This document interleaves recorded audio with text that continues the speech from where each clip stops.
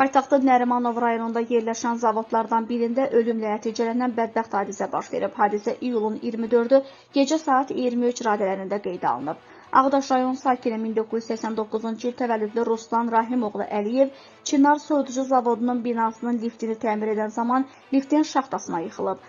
Ağır xəsarətlərlə xəstəxanaya çatdırılan 36 yaşlı usta vəfat edib. Faktla bağlı Nərimanov rayon prokurorluğunda araşdırma aparılır. Qeyd edək ki, sözügedən zavod Müzəffər Nərimanov küçəsində yerləşir.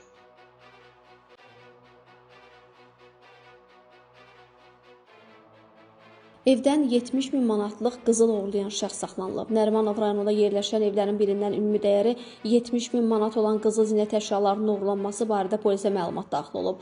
Nərimanov rayon polis idarəsinin 16-cı polis şöbəsinin əməkdaşlarının keçirdikləri tədbirlərlə əməli törətməkdə şübhəli bilinən 35 yaşlı Elgüc Məmmədov saxlanılıb. Araşdırmalar zamanı məlum olub ki, o zərər çəkənlərin evdə olmadığını öyrəndikdən sonra mənzilə daxil olub və həmin şəxs oğurluq edəndən sonra isə diqqət çəkməmək üçün ev sahibinə məxsus gödəkçəni geyinərək hadisə yerindən uzaqlaşıb. Faktla bağlı araşdırma aparılır.